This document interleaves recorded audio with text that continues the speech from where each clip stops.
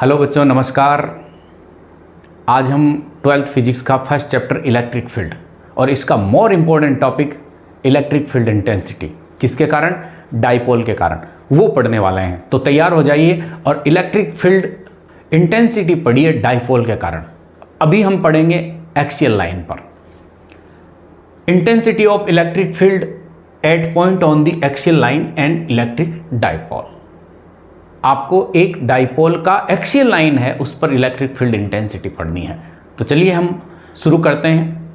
विद्युत द्विध्रुव की अक्षीय रेखा पर विद्युत क्षेत्र तीव्रता। तो देखिए आपके पास ये एक चार्ज और ये आपके पास एक दूसरा चार्ज। इस चार्ज के बीच में ये distance, charge minus Q and plus Q. आपको इस टॉपिक को समझने के लिए इसका जो डायग्राम है वो अगर आपने बहुत बढ़िया तरह से समझ लिया और इसकी इक्वेशन नंबर 1 और इक्वेशन नंबर 2 बढ़िया तरह से समझ ली, यानी स्टार्ट की 2 से 3 मिनट आपने बढ़िया तरह से इस टॉपिक को देख लिया, तो आगे का टॉपिक ज़्यादा मुश्किल नहीं है, क्योंकि आगे तो फिर इक्वेशन बेस्ड है, यानी एक इक्वेशन से दूसरी, दूसरी से तीसरी, फिर आपको दिक्कत नहीं आएगी। प्रारंभ में जब आप इस टॉपिक का बेस तैयार करेंगे तभी आपको थोड़ी सी समस्या आ सकती है, पर वो नहीं आएगी। आप ध्यान दीजिए इस पर। ये आपके पास एक डाइपोल, इस डाइपोल का ये मिडल पॉइंट O, और मिडल पॉइंट से ये डिस्टेंस है A और ये डिस्टेंस है A। एक्सियल लाइन ये होती है, आपको पता है, और एक्सियल लाइन के इस पॉइंट P पर आपको इलेक्ट्रिक फील्ड इंटेंसिटी E निकालनी है। ध्यान रखना है इस बात का। अब प्लस चार्ज की वजह से जो इलेक्ट्रिक फील्ड इंटेंसिटी की डायरेक्शन होती है वो आपको पता ही है, और माइनस चार्ज से इलेक्ट्रिक फील्ड की इंटेंसिटी की जो डायरेक्शन होती है वो भी आपको पता ही है। मतलब बल रेखाएं इसके अंदर की ओर जाती है, जबकि इससे बल रेखाएं बाहर की ओर आती हैं। पर यहां पर एक चीज आती है, dipole moment P vector equal to AQ।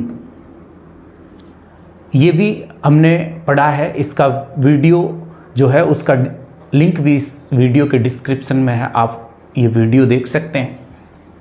आपको इस पॉइंट P के ऊपर इलेक्ट्रिक फील्ड इंटेंसिटी निकालनी है। तो सबसे पहले आपको एक अपनी लैंग्वेज तैयार करनी होगी, भाषा बनानी होगी।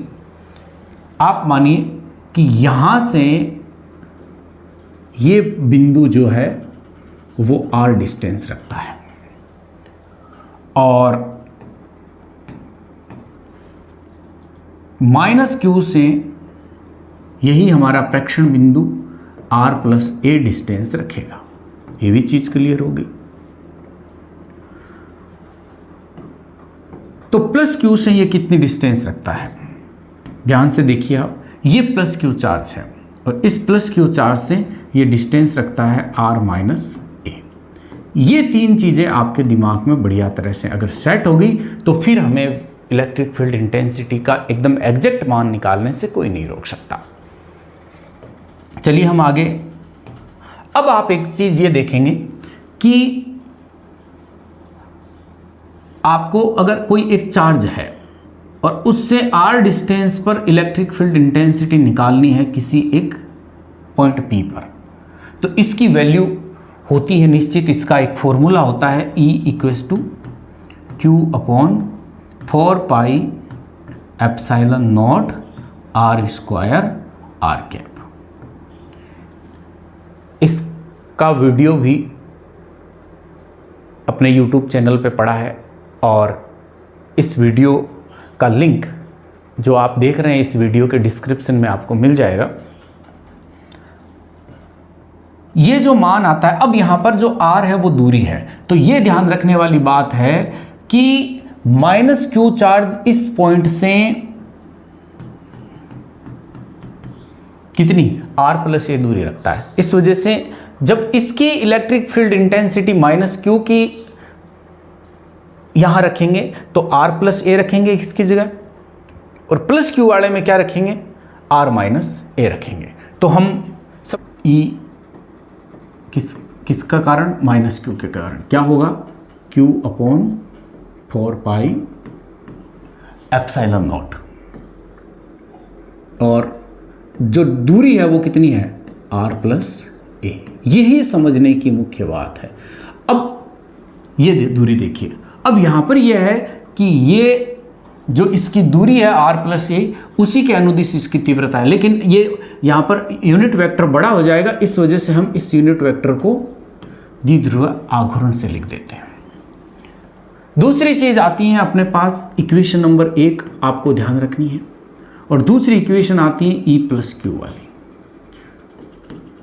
अभी मैं इसको बताऊंगा, प्लस और माइनस आपके दिमाग में होगा कि सर ने माइनस नहीं लिखा, तो ये भी ध्यान रखना है कि ये इलेक्ट्रिक फील्ड इंटेंसिटी क्योंकि माइनस चार्ज के कारण है तो ये माइनस में होगी, और ये प्लस चार्ज के कारण है तो ये प्लस में होगी।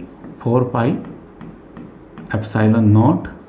अब इसके वापस यहाँ से इसकी डिस्टेंस देखिए, ये डिस्टेंस है r माइनस ए का होल स्क्वायर, और इस का ये डायरेक्शन है किसका, इलेक्ट्रिक फील्ड इंटेंसिटी का। आपने p वेक्टर से क्यों प्रेजेंट किया, क्योंकि हमें पहले बढ़िया तरह से पता है कि विद्युत क्षेत्र तीव्रता और विद्युत द्विध्रुव आघूर्ण की दिशाएं एक दूसरे के विपरीत होती हैं। यहाँ माइनस लगा के लिखने की जरूरत नहीं है। अब हम लोग यहाँ पर जो बिंदु P है आपके पास, इस बिंदु P पर आपको नेट इलेक्ट्रिक फील्ड इंटेंसिटी निकालनी है।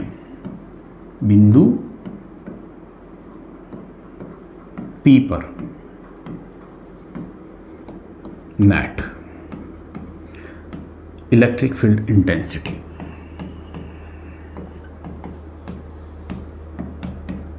अब ये निकालने के लिए आपको क्या करना है, ध्यान रखना कि जब ये पॉइंट दिख रहा है, इस पॉइंट को आप देख रहे हैं कि जो तीव्रता है वो एक लेफ्ट साइड जा रही है, एक राइट साइड जा रही है। इसका मतलब किसी भी बिंदु पर हम जब तीव्रता निकालते हैं तो दो आवेश है तो दोनों आवेशों की तीव्रताओं को जोड़ देते हैं, लेकिन हमारे पास यहाँ पर क्या है, जोड़ेंगे तो भी ये मान क्या हो जाएगा, एक प्लस है और एक माइनस है तो कट जाएगा। कट जाएगा मतलब घट जाएगा। तो ये हमारे पास E इक्वल आपके पास EP E प्लस Q और दूसरा मान है E माइनस Q। यानी डायरेक्शन बेस पे जब इसमें यहाँ पे लिखेंगे तब इसकी वैल्यू माइनस में आएगी तो ये मान क्या हो जाएगा, घट जाएगा। तो यहाँ पर हमारे पास, यानी इसको आप ऐसे भी लिख सकते हैं, E net equal E1 minus E2। E1 क्या है, प्लस Q का, और ये क्या है, माइनस Q का। बस अब आपको, लेकिन पहले नहीं, ऐसा नहीं है कि आपने यहाँ पर मान भी माइनस में लिख दिया और चार्ज का मान भी आप माइनस में लेके आ गए तो फिर ये प्लस हो जाएगा। इसलिए आप यहाँ पर इसको इस तरह से लिख दें क्योंकि इसकी डायरेक्शन का जो यूनिट वेक्टर है वो साथ चल रहा है। आप लोग यहाँ पे मान रख देंगे E equals to Q upon 4 pi epsilon naught R minus A whole square, और ये जो दूसरा जो मान है, ये मान इसमें आ ही रहा है माइनस, क्योंकि minus Q upon 4 pi epsilon naught R plus A का होल स्क्वायर। और ये यहाँ पर जो है टोटली डायरेक्शन किसकी चल रही है, द्विध्रुव आघूर्ण की। ये ध्यान रखना है कि हमें ये माइनस की वैल्यू इसके साथ नहीं रख देनी है, इसके साथ रखने से फिर ये प्लस का हो जाएगा। क्यों, क्योंकि जब इसको जोड़ेंगे तो भी इसका मान क्या हो जाएगा, एक प्लस का और एक माइनस का है तो कट जाएगा। अब हम लोग इसको कॉमन लेंगे, कॉमन लेकर लिख देते हैं Q upon 4 pi epsilon not. आप देखिए, फिर आप लोग इसका 1 अपॉन R माइनस A का square minus 1 upon R plus A का स्क्वायर, और यहाँ पर आ गया आगे। ये हमारे पास जो इक्वेशन आती है इसको आप बढ़िया तरह से, अब इस इक्वेशन को हम आगे लेके चलते हैं। देखिए ये आपके पास है E vector equals to Q upon 4 pi epsilon naught और 1 अपॉन R माइनस A का square minus 1 upon R plus का स्क्वायर, और आपके पास डायरेक्शन है, यूनिट वेक्टर लगानी है आपको। अब हम लोग इसको आगे सॉल्व करते हैं। बस आपके ये इक्वेशन जब सही तरह से बन जाती है, फिर आपके क्वेश्चन को सॉल्यूशन में मिस्टेक्स की चांसेस बहुत कम हो जाती है। तो ई वेक्टर इक्वल, अब इसको आपको केवल सॉल्व करना है। आप देखते हैं q upon 4 pi epsilon not. इसका लेसन ले लिया आपने, r माइनस a का square dot r plus a का स्क्वायर, और ऊपर जो बचा वो क्या बचा, r प्लस a का square minus r minus a का स्क्वायर। अब आपको यहाँ पर a प्लस बी और a माइनस बी के सूत्र भी आने चाहिए। a प्लस बी का होल स्क्वायर, इससे इसका प्रसार करेंगे, a square plus b square plus 2ab। ठीक बात। अब अगर ये प्लस माइनस होगा तो ये पद भी क्या हो जाएगा, इसका माइनस हो जाएगा। दूसरी चीज़ आपको यहाँ पर ये और ध्यान रखनी है कि आर माइनस ए का होल स्क्वायर डॉट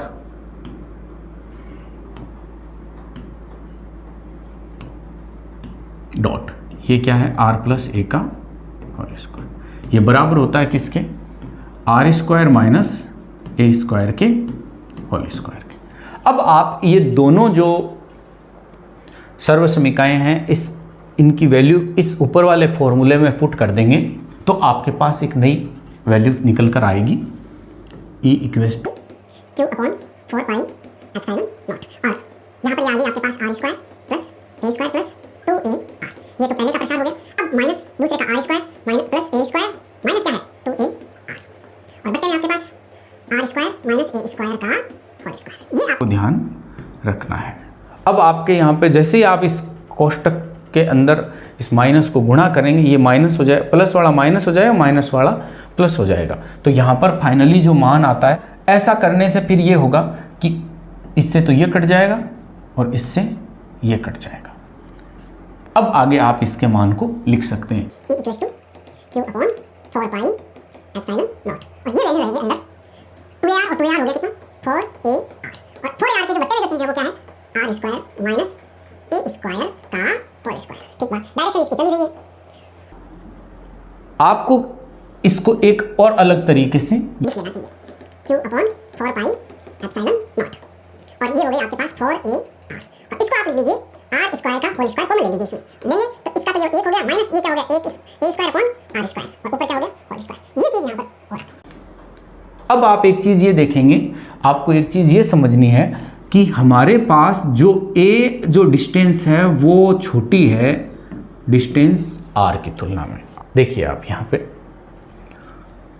ये डिस्टेंस a दिख रही है आपको और ये डिस्टेंस r दिख रही है, तो a काफ़ी छोटी है, r काफ़ी बड़ी है। हम लोग यहाँ चल रहे थे तो बात ये होगी कि a स्क्वायर तो बहुत ही छोटा हो जाएगा आर स्क्वायर की तुलना में, यानी यहाँ पर a स्क्वायर को आप क्या मान सकते हैं, नगण्य। नगण्य का मतलब ये है कि 0 के बराबर मान सकते हैं। ये कैसे हुआ इसको मैं आपको समझाता हूँ, क्योंकि यही चीज़ें होती हैं अलग जगह पढ़ने की, अलग जगह से कुछ चीज़ सर्च करने की।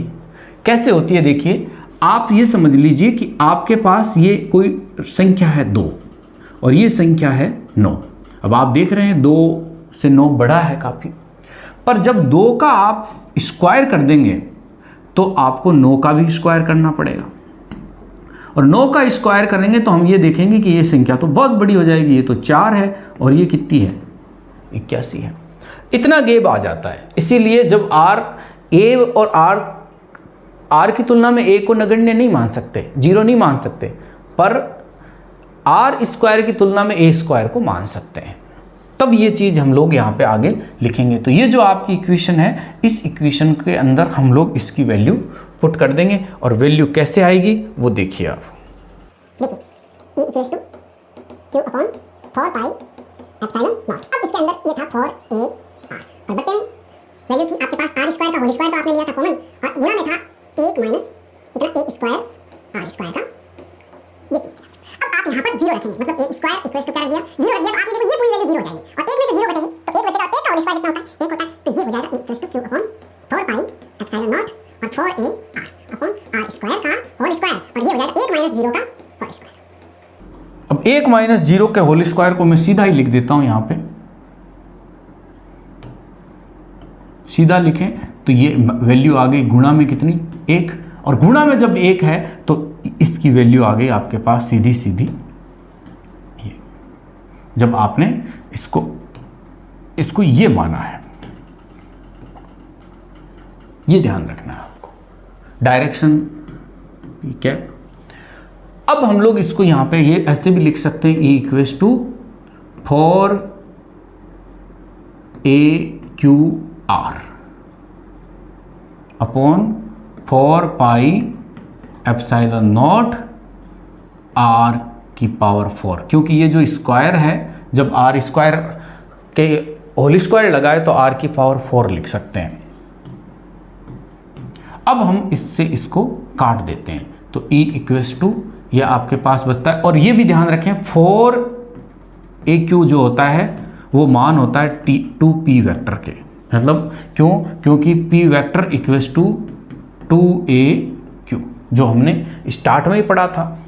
और अगर आप इसको पूरा जानना चाहते हैं तो इस वीडियो के जो डिस्क्रिप्शन है उसमें इसका वीडियो जो है उसका लिंक है, तो आप इसको लिख सकते हैं 2P vector upon 4 pi epsilon not R³ और P कैप।